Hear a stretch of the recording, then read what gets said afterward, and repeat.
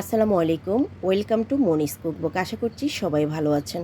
আজকে আমি একটি পুঁই শাকের রেসিপি শেয়ার করছি। পুঁই শাকের বড়া। আমরা সবসময় পুঁই শাক ডাল দিয়ে চিংড়ি দিয়ে তৈরি করে থাকি। একটু ভিন্নভাবে তৈরি করলে এটা মজাও কিন্তু একটু ভিন্ন হয়। সেজন্য আমি আজকে তৈরি করছি পুঁই শাকের বড়া। চলুন যাই আমার আজকের রেসিপিতে। এখানে আমি পুঁই শাক নিয়ে নিয়েছি প্রায় 200 গ্রামের মতো। আমি ভালোভাবে ওয়াশ করে একদম পানি ঝরিয়ে রেখেছি, দেখতে পাচ্ছেন। এরকম সাইজের আমি পাতা নিয়ে নিয়েছি, একদমই কোনো ডাটা নিয়ে নেই, শুধু পাতাগুলি নিয়ে নিয়েছি আমি। এখন আমি কেটে নেব।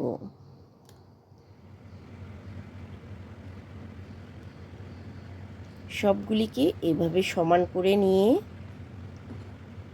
এখন আমি কেটে নিচ্ছি আমার সাইজ মতো। ছোট ছোট করে আমি কেটে নেব, কুচি কুচি করে।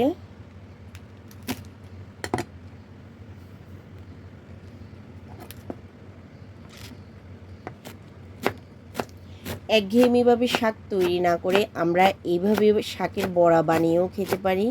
এটা নাস্তাতে রাখলেও কিন্তু অনেক বেশি মজা হয়।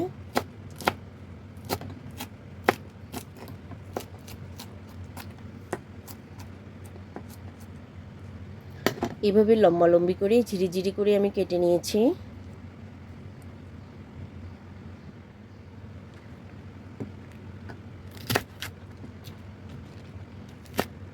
পুরো শাকগুলিকে আমি এভাবে করে কেটে নিচ্ছি।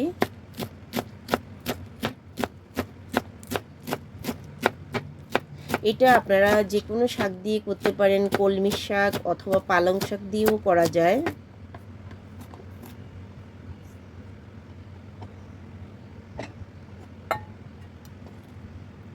এখন আমি বোলে তুলে নিচ্ছি সবগুলি।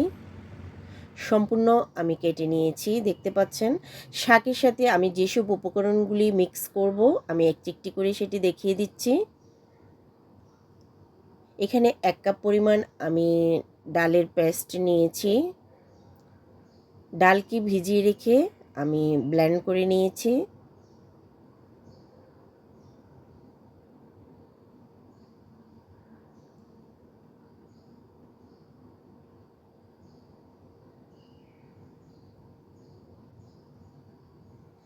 আর এখানে আমি পেঁয়াজ কুচি দিয়ে দিয়েছি 1 কাপের মতো।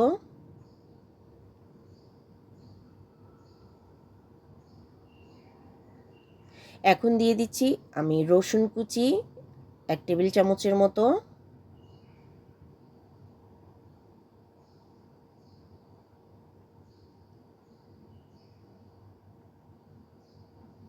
সেই সঙ্গে আমি এখন দিয়ে দিচ্ছি 3-4টে কাঁচামরিচ কুচি। যেহেতু আমি এখানে কোনো এক্সট্রা মরিচ পাউডার ব্যবহার করব না, সেজন্য আমি 4-5টা কাঁচামরিচ দিয়েছি। আর এখানে আমি আজওয়ান দিয়ে দিচ্ছি 1/2 টিস্পুনের মতো। এই আজওয়াইনটা দিতে চেষ্টা করবেন, এটা ডাইজেশনের জন্য কিন্তু খুবই ভালো হয়। আমি এখানে চাউলের গুঁড়া অ্যাড করে দিয়েছি 3 টেবিল চামচের মতো। আর এখন আমি অ্যাড করে দিচ্ছি স্বাদ মতো লবণ।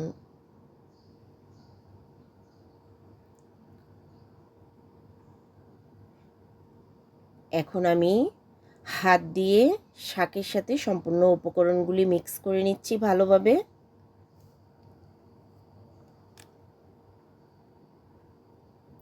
আমার ভিউয়ার্সদের কাছে আমার একটি অনুরোধ, যারা আমার ভিডিওটি দেখবেন অবশ্যই প্রথমে একটি লাইক দিয়ে ফুল ওয়াচ করার চেষ্টা করবেন। আমরা সবাই জানি ওয়াচ টাইমটা আমাদের সবার জন্য অনেক বেশি জরুরি। আমিও যখন কারো ভিডিও দেখে থাকি আমি ফুল ওয়াচ করার চেষ্টা করি। অবশ্যই আমার ভিডিওটি ফুল ওয়াচ করবেন।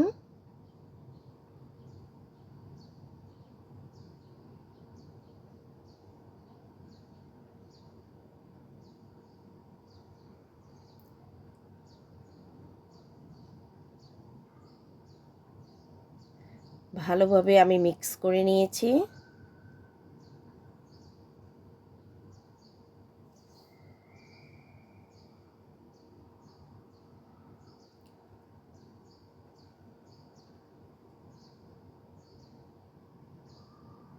এরকম সাইজ করে, বড়ার সাইজ করে আমরা এখন তেলে দিয়ে দিব।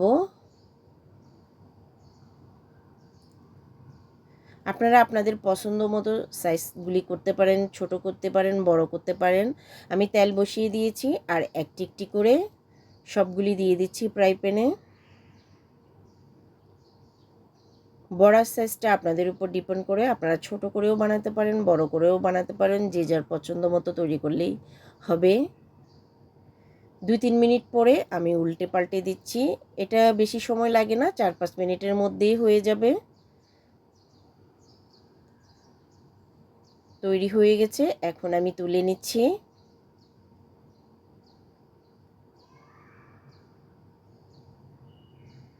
যদি আপনাদের ভালো লেগে থাকে অবশ্যই বাসায় এটি তৈরি করবেন, আপনারা বানিয়ে দেখবেন, এটা খুবই মজা লাগে এবং কি সাদা ভাতের সাথে খেতেও কিন্তু ভালো লাগে। যদি আমার রেসিপিটি ভালো লেগে থাকে অবশ্যই লাইক কমেন্ট শেয়ার করতে ভুলবেন না। সেই সাথে দেখা হবে অন্য কোনো নেক্সট ভিডিওতে। সে পর্যন্ত